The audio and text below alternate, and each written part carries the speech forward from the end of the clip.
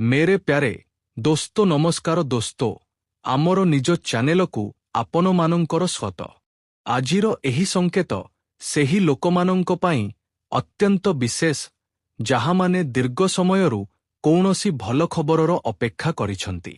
ज्योतिषीय दृष्टिरू गुरु ग्रह को शुभता विस्तार एवं अवसरर कारक बोली मन्या जाए जेतेबेले कि बुध ग्रह समाचार वार्तालाप एवं गुरुत्वपूर्ण संदेश सहित जड़ित बोली मन्या जाए। सेथिपाई आगामी समयरे कौनसी फोन कॉल मेसेज किंबा वार्तालाप जरियारे एभली खबर मिलिपारे जहा आपणंक मुहरे हस आनिदेव।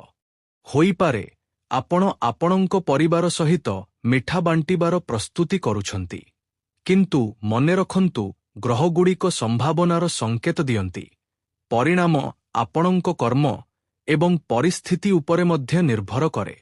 तेणु भिडियो को शेष पर्यंत निश्चय देखंतु, कारण आगकू आमे कहिबु जे एही शुभ संकेत आपणंक जीवनर केउ क्षेत्र सहित जड़ित होइपारे।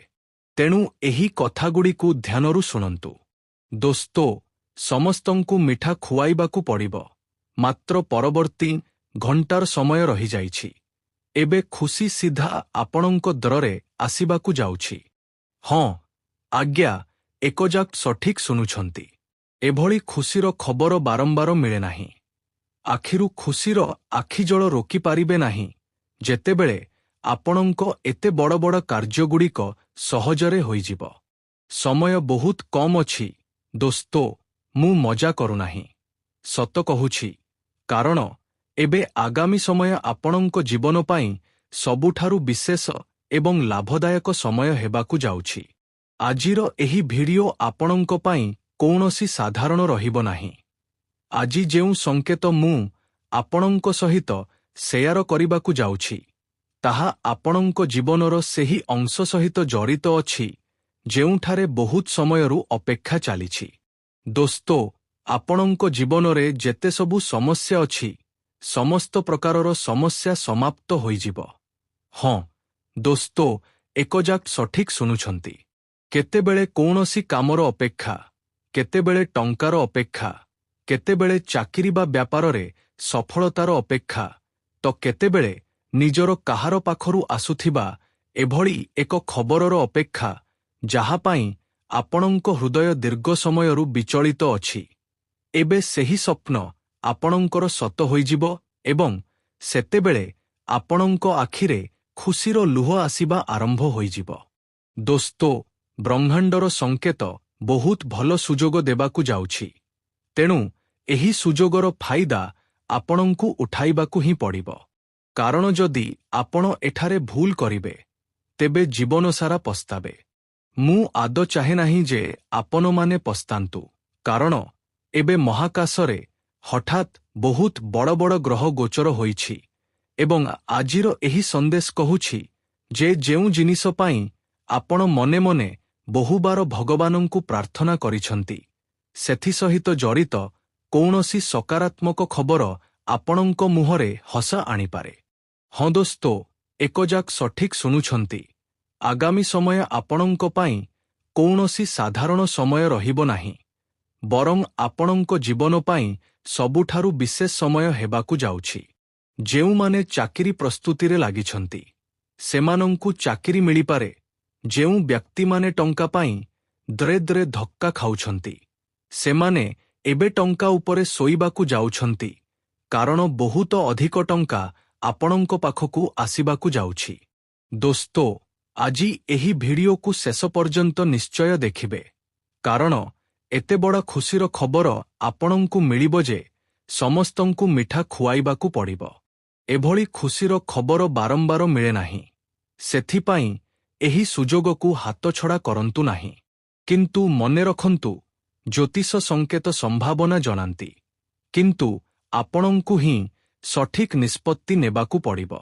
आमे आपणंकू आध्यात्मिक मार्गदर्शन आड़कू नेई जिबाकू चाहुछु, सेथिपाई मो कथाकू ध्यानर सहित शुणंतु, कारण आपणंक कुंडलीरे जेतेबेले गुरु ग्रह शुभ स्थितिरे प्रभाव दिए सेतेबेले अटकी रहिथिबा कामगुड़िकर गतिर संभावना पूर्व अपेक्षा बहुत बढ़ी जाए କାରଣ ଗୁରୁକୁ ବିସ୍ତାର, ଜ୍ଞାନ, ଅବସର ଏବଂ ଶୁଭ ସମାଚାରର କାରକ ମଧ୍ୟ ମନ୍ୟାଯାଏ। ଆଗାମୀ ସମୟ ଗୁରୁ ଗ୍ରହର ସିଧାସାଧା କୃପା ଆପଣଙ୍କ ଉପରକୁ ପ୍ରାପ୍ତ ହେବାକୁ ଯାଉଛି। ସେହିପରି ବୁଧ ଗ୍ରହ ଧନ, ବ୍ୟାପାର, ବାର୍ତ୍ତାଳାପ ଏବଂ କାଗଜପତ୍ର କାର୍ଯ୍ୟ ସହିତ ଜଡ଼ିତ ବୋଲି ମନ୍ୟାଯାଏ। ତେଣୁ ଯଦି ଗତ ଦିନଗୁଡ଼ିକରେ କୌଣସି ଫୋନ୍ କଲ୍, ମେସେଜ, ଦସ୍ତାବେଜ, ଇଣ୍ଟରଭ୍ୟୁ, ପେମେଣ୍ଟ କିମ୍ବା ବ୍ୟାପାରିକ ନିଷ୍ପତ୍ତିକୁ ନେଇ ଆପଣ ଚିନ୍ତିତ ଥିଲେ, ତେବେ ଆଗାମୀ ସମୟ ଆପଣଙ୍କୁ ବହୁତ ଅଧିକ ଆଶ୍ୱସ୍ତିର ସଂକେତ ଦେଇପାରେ। ଦୋସ୍ତୋ, ଆପଣଙ୍କ ଜୀବନ ପାଇଁ ସବୁଠାରୁ ଲାଭଦାୟକ ସମୟ ଏବେ ଯାଇ ଆରମ୍ଭ ହୋଇଛି। ଅଗଷ୍ଟ 2026 ପରଠାରୁ ଏଠାରୁ ଆପଣଙ୍କୁ କୌଣସି ଭୁଲ କରିବା ଉଚିତ ନାହିଁ। ବରଂ ଜୀବନକୁ ଗମ୍ଭୀରତାର ସହିତ ନିଅନ୍ତୁ, କାରଣ ଏବେ ଦେବଦେବୀଙ୍କର ସିଧାସାଧା ଆଶୀର୍ବାଦ ଆପଣଙ୍କୁ ପ୍ରାପ୍ତ ହେବାକୁ ଯାଉଛି। ତେଣୁ ସବୁଠାରୁ ଗୁରୁତ୍ୱପୂର୍ଣ୍ଣ କଥାଟି ଏକଦମ ଧ୍ୟାନର ସହିତ ଶୁଣନ୍ତୁ। ଶୁକ୍ରକୁ ସୁଖ ସୁବିଧା, ପ୍ରେମ ଏବଂ ସମ୍ପର୍କ ଏବଂ ଭତ୍କ ଖୁସି ସହିତ ଜଡ଼ିତ ବୋଲି ମନ୍ୟାଯାଏ। ଦୋସ୍ତୋ, ଯେତେବେଳେ ଶୁକ୍ରର ପ୍ରଭାବ ମଜଭୁତ ହୁଏ, ସେତେବେଳେ ବ୍ୟକ୍ତିର ଜୀବନରେ ଛୋଟ ଛୋଟ ଖୁସିଗୁଡ଼ିକ ମଧ୍ୟ ବଡ଼ ଅନୁଭବ ହେବାକୁ ଲାଗେ। ଏବଂ ଏବେ ଆପଣଙ୍କ ଜୀବନର ସମସ୍ତ ପ୍ରକାରର କାର୍ଯ୍ୟ ଯଦି ନବେ, ତେବେ ମୋତେ କହିବେ। ଆମ ଜୀବନରେ ସର୍ବଦା ସମସ୍ତ ପ୍ରକାରର ପରିବର୍ତ୍ତନ ଦେଖିବାକୁ ମିଳେ। କେତେବେଳେ ସୁଖ ମିଳେ ତ କେତେବେଳେ ଦୁଃଖ, କେତେବେଳେ ସମସ୍ୟା ତ କେତେବେଳେ ଖୁସି, ଏବଂ ଏହାକୁ ହିଁ ତ ଜୀବନ କୁହାଯାଏ। ହୋଇପାରେ ଆଗାମୀ ଘଣ୍ଟା ଭିତରେ ଆପଣଙ୍କୁ ଏଭଳି ଖୁସିର ଖବର ମିଳିଯାଉ ଯାହାପରେ ଆପଣ କହିବେ ଯେ, ଚାଲନ୍ତୁ, ଏତେ ଦିନର ଅପେକ୍ଷା ଶେଷରେ ସମାପ୍ତ ହେଲା। ମୋତେ ଯାହା ଦରକାର ଥିଲା ଭଗବାନ ମୋତେ ତାହା ଦେଲେ ଏବଂ ମୁଁ ବହୁତ ଖୁସି ଅଛି। ଏଭଳି ଆପଣ ଅନୁଭବ କରିପାରନ୍ତି। କିଛି ଲୋକଙ୍କ ପାଇଁ ଏହି ଖବର ଟଙ୍କା ସହିତ ଜଡ଼ିତ ହୋଇପାରେ, ତ କିଛି ଲୋକଙ୍କ ପାଇଁ ଚାକିରି ବା କାମ ସହିତ ଜଡ଼ିତ ହୋଇପାରେ। ଏହା ସହିତ କିଛି ଲୋକଙ୍କ ପାଇଁ ପରିବାର ଏବଂ ସମ୍ପର୍କ ସହିତ ଜଡ଼ିତ ହୋଇପାରେ, ତ ପୁଣି କିଛି ଲୋକଙ୍କ ପାଇଁ କୌଣସି ପୁରୁଣା କାମ ପୂର୍ଣ୍ଣ ହେବା ସହିତ ଜଡ଼ିତ ହୋଇପାରେ। ଯାହା ବି ହେବ, ଏଥିରେ ଫାଇଦା ଆପଣଙ୍କୁ ହିଁ ଦେଖିବାକୁ ମିଳିବ।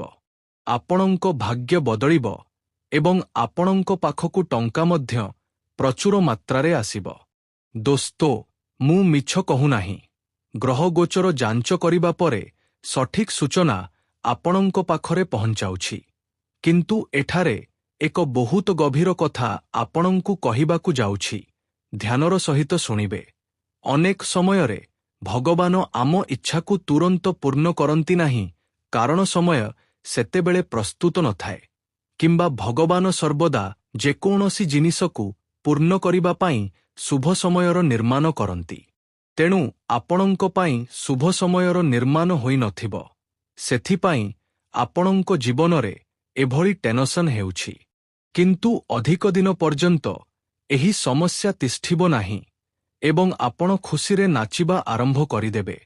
ହଁ ଦୋସ୍ତୋ, କିଛି ଲୋକ କହନ୍ତି ଯେ ଭଗବାନ ଆମ ପ୍ରାର୍ଥନା ଶୁଣନ୍ତି ନାହିଁ, କିନ୍ତୁ ଭଗବାନ ଏହା ହିଁ କହନ୍ତି ଯେ ଟିକେ ସବୁର ରଖ, ତୁମକୁ ସେସବୁ ମିଳିବ ଯାହା ପାଇଁ ତୁମେ ଏତେ ଅପେକ୍ଷା କରୁଛ।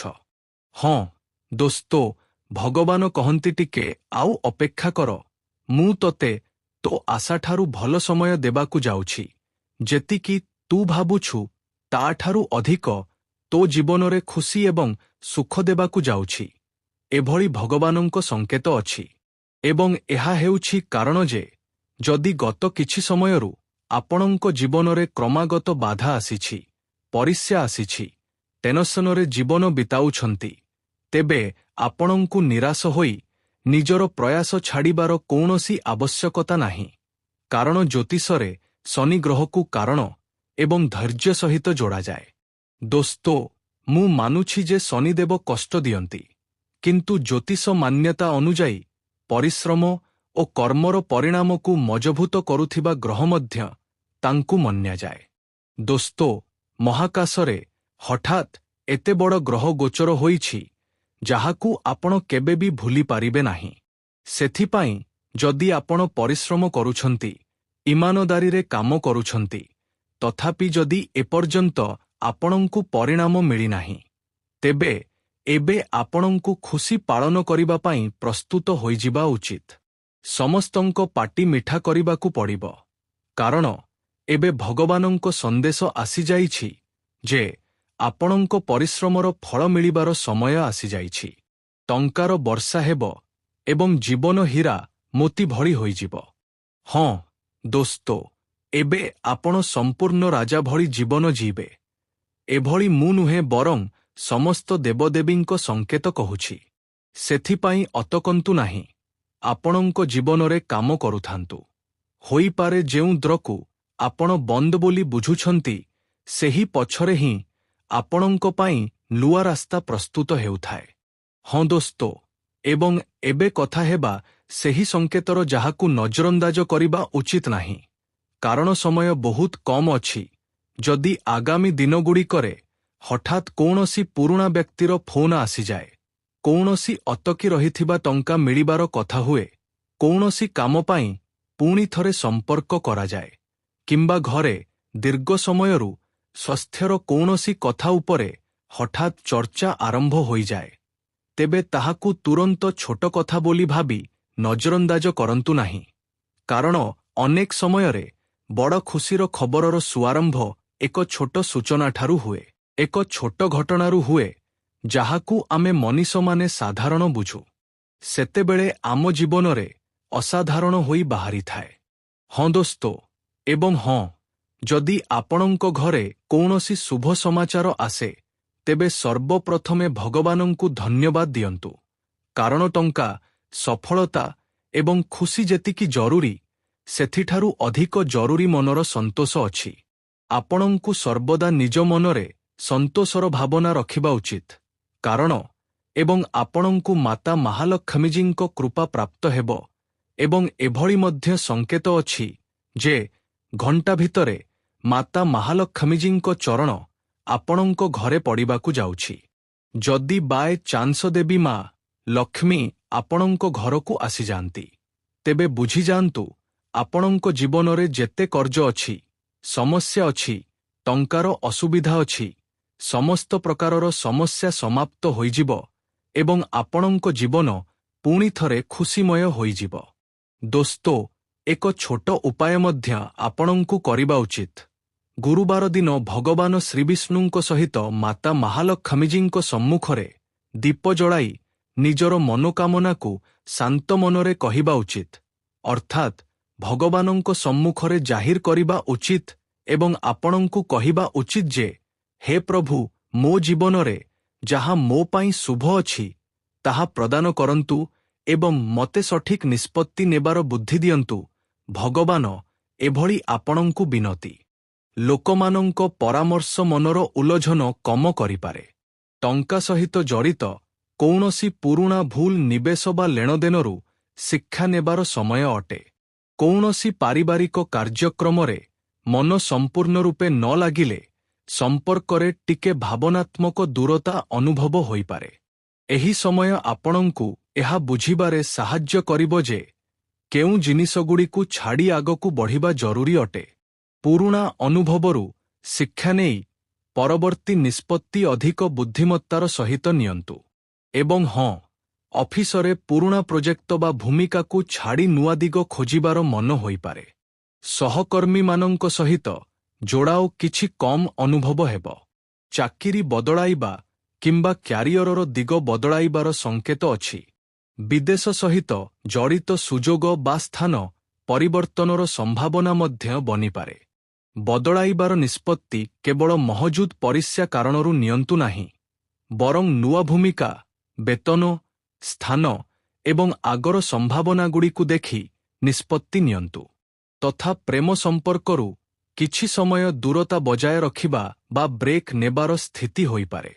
ଅବିବାହିତ ଲୋକମାନେ ପୁରୁଣା ଆକର୍ଷଣରୁ ବାହାରି ନୂଆ ସମ୍ପର୍କ ପାଇଁ ନିଜକୁ ପ୍ରସ୍ତୁତ କରିବେ। ପତିପତ୍ନୀଙ୍କ ଭିତରେ ବାର୍ତ୍ତାଳାପ କମ୍ ହେବା କାରଣରୁ ମନୋମାଳିନ୍ୟ ବଢ଼ିପାରେ। ସମୟ ବାହାରି ଖୋଲାଖୋଲି କଥା ହେବା ଜରୁରୀ ହେବ। ଦୂରତା ବଜାୟ ରଖିବା ପୂର୍ବରୁ ଏହା ବୁଝନ୍ତୁ ଯେ ସମସ୍ୟା ବାର୍ତ୍ତାଳାପ ଦ୍ୱାରା ସମାଧାନ ହୋଇପାରିବ କି ନାହିଁ ଏବଂ ସମ୍ଭାଳି କାର୍ଯ୍ୟ କରିବାକୁ ପଡ଼ିବ। ପରିବାରର ସାଥ ଛାଡ଼ିପାରେ, ଅନାବଶ୍ୟକ ତନାବ ରହିବ, ଭବିଷ୍ୟତକୁ ନେଇ ଆଶଙ୍କା ରହିବ। ଦୁପର ବେଳେ ଆୟ ହେବ ଏବଂ ପ୍ରୟାସରୁ ସଫଳ ହେବେ। ଲୁଆ କାମ ମଧ୍ୟ ମିଳିପାରେ, ନୂଆ କାର୍ଯ୍ୟ ମିଳିପାରେ। ସନ୍ଧ୍ୟାରେ ଚିନ୍ତା ବନି ରହିବ ଏବଂ ବିରୋଧୀମାନେ ମଧ୍ୟ ହଇରାଣ କରିବେ। ସାଥିରେ ଦୋସ୍ତ, ଆଜି ପରିସ୍ଥିତି ଆପଣଙ୍କ ପାଇଁ ଭଲ ରହିବ। ଦୀର୍ଘ ସମୟରୁ ଅଟକି ରହିଥିବା କାମଗୁଡ଼ିକ ଉପରେ ଅଧିକ ସମୟ ଦିଅନ୍ତୁ, କାରଣ ସେଗୁଡ଼ିକ ପୂର୍ଣ୍ଣ ହେବାର ସମ୍ଭାବନା ଅଛି। କୌଣସି ଘନିଷ୍ଠ ବ୍ୟକ୍ତିଙ୍କ ସହିତ ଚାଲିଥିବା ଭୁଲ ବୁଝାମଣା ମଧ୍ୟ ବାର୍ତ୍ତାଳାପରୁ ଦୂର ହୋଇପାରେ। ସମ୍ପର୍କ ପୁଣି ଥରେ ଭଲ ଏବଂ ସହଜ ହେବ। ପୁରୁଣା କାମ ପୂର୍ଣ୍ଣ ହେବାରୁ ମାନସିକ ଚାପ ମଧ୍ୟ କମ୍ ହେବ।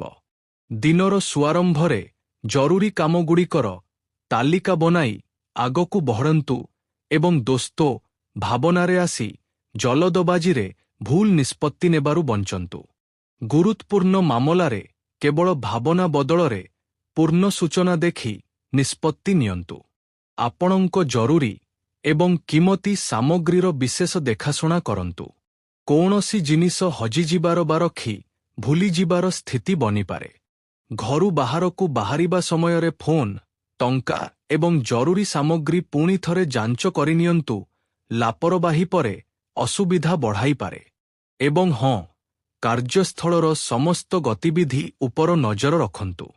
କୌଣସି କର୍ମଚାରୀ ବା ବାହାର ବ୍ୟକ୍ତି ଆପଣଙ୍କ ବିରୁଦ୍ଧରେ ଭୁଲ ଚାଲ ଚାଲିପାରେ, ଯାହାର ପ୍ରଭାବ କାମ ଉପରେ ପଡ଼ିପାରେ। ସେଥିପାଇଁ ଜରୁରୀ ସୂଚନା, ହିସାବ ଏବଂ କାମର ସ୍ଥିତି ନିଜେ ମଧ୍ୟ ଦେଖୁଥାନ୍ତୁ। କୌଣସି ଗୁରୁତ୍ୱପୂର୍ଣ୍ଣ ଫୋନ୍ କଲକୁ ନଜରଅନ୍ଦାଜ କରନ୍ତୁ ନାହିଁ। ଫୋନ୍ ଜରିଆରେ କୌଣସି ଗୁରୁତ୍ୱପୂର୍ଣ୍ଣ ଅର୍ଡର ମିଳିବାର ଆଶା ଅଛି। ନୂଆ ଅର୍ଡର ସର୍ତ୍ତ ଏବଂ ସମୟ ସୀମା ଭଲ ଭାବେ ବୁଝି ହିଁ କାମ ଶୁଭାରମ୍ଭ କରନ୍ତୁ ଏବଂ ଆଜି ଅଚାନକ ଘଟଣା ଏବଂ ପରିବର୍ତ୍ତନ ଆପଣଙ୍କ ଯୋଜନାକୁ ପ୍ରଭାବିତ କରିପାରେ। ପରିବାରରେ କୌଣସି ବଡ଼ ଖବର ବା ନିଷ୍ପତ୍ତିରୁ ପରିବେଶ କିଛି ସମୟ ପାଇଁ ଅସ୍ଥିର ହୋଇପାରେ। ପିଲାମାନଙ୍କ ପାଠପଢ଼ା ବା କ୍ୟାରିୟରରେ ଅଚାନକ ଆହ୍ୱାନ ସାମ୍ନାକୁ ଆସିପାରେ। ବ୍ୟବସାୟ ପାର୍ଟନରସିପ୍ରେ ଗମ୍ଭୀର ମତଭେଦ ହୋଇପାରେ ଏବଂ କୌଣସି ବଡ଼ କଣ୍ଟ୍ରାକ୍ଟ ରଦ୍ଦ ହେବାର ସ୍ଥିତି ମଧ୍ୟ ବନିପାରେ। ଟଙ୍କା ସହିତ ଜଡ଼ିତ ଅଚାନକ ଖର୍ଚ୍ଚ ବଢ଼ିପାରେ। ଏଭଳି ସମୟରେ ଘାବରେଇ ନିଷ୍ପତ୍ତି ନେବା ବଦଳରେ ପ୍ରଥମେ କ୍ଷତି ଏବଂ ବିକଳ୍ପଗୁଡ଼ିକୁ ବୁଝନ୍ତୁ ଏବଂ ହଁ, ଅଫିସରେ ଅଚାନକ ପରିବର୍ତ୍ତନ ଆପଣଙ୍କ ପୂର୍ବରୁ ବନିଥିବା ଯୋଜନା ବଦଳାଇପାରେ। ପ୍ରମୋସନର ମାମଲା ସାମ୍ପ୍ରତିକ ଭାବେ ରହିଯାଇପାରେ। ନୂଆ ଚାକିରିରେ ଆଶାଠାରୁ ଅଲଗା ସର୍ତ୍ତ ସାମ୍ନାକୁ ଆସିପାରେ। ବଡ଼ ଅଧିକାରୀମାନଙ୍କ ନିର୍ଦ୍ଦେଶ କାରଣରୁ କାମର ଦିଗ ବଦଳାଇବାକୁ ପଡ଼ିପାରେ। ମୁସ୍କିଲ ପରିବେଶରେ ଜଲଦି ନିଷ୍ପତ୍ତି ନେବାର ଜରୁରତ ହେବ, କିନ୍ତୁ ଜରୁରୀ ସୂଚନା ନିଶ୍ଚୟ ଯାଞ୍ଚ କରନ୍ତୁ। ଅଚାନକ ଆସିଥିବା ପରିବର୍ତ୍ତନ ସର୍ବଦା ଆପଣଙ୍କ ନିୟନ୍ତ୍ରଣରେ ରହିବ ନାହିଁ। ସେଥିପାଇଁ ନିଜର ପ୍ରତିକ୍ରିୟା ଏବଂ ପରବର୍ତ୍ତୀ ପଦକ୍ଷେପ ସମ୍ଭାଳିବା ଅଧିକ ଜରୁରୀ ରହିବ। ତଥା ପ୍ରେମ ସମ୍ପର୍କରେ ଅଚାନକ ବଡ଼ ମୋଡ଼ ଆସିପାରେ, ପାର୍ଟନରଠାରୁ ବିବାଦ ବଢ଼ିପାରେ। ଅବିବାହିତ ଲୋକମାନଙ୍କୁ କୌଣସି ବ୍ୟକ୍ତିଙ୍କ ବିଷୟରେ ଏଭଳି କଥା ଜଣାପଡ଼ିପାରେ ଯାହା ସେମାନଙ୍କୁ ପସନ୍ଦ ନ ଆସେ। ପତିପତ୍ନୀଙ୍କ ଭିତରେ ଗମ୍ଭୀର ମତଭେଦ ସାମ୍ନାକୁ ଆସିପାରେ। ମୁଁ ଆପଣଙ୍କୁ ସବୁକିଛି ବହୁତ ଭଲ ଭାବରେ ଜଣାଇଛି ଏବଂ ବୁଝାଇ ମଧ୍ୟ ଦେଇଛି। ଯଦି ଆପଣଙ୍କୁ ପସନ୍ଦ ଆସିଛି, ତେବେ ଭିଡିଓକୁ ଲାଇକ୍ କରନ୍ତୁ, ଚ୍ୟାନେଲକୁ ସବସ୍କ୍ରାଇବ୍ କରନ୍ତୁ, କୌଣସି ବିଶେଷ ବ୍ୟକ୍ତିଙ୍କ ପାଖକୁ ସେୟାର କରନ୍ତୁ। ଚାଲନ୍ତୁ ଭେଟା ହେବା ପରବର୍ତ୍ତୀ ଭିଡିଓରେ। ସେତେବେଳ ପର୍ଯ୍ୟନ୍ତ ଆପଣ ନିଜର ଖ୍ୟାଲ ରଖିବେ। ଆପଣଙ୍କ ଦିନ ଶୁଭ ହେଉ। ଧନ୍ୟବାଦ।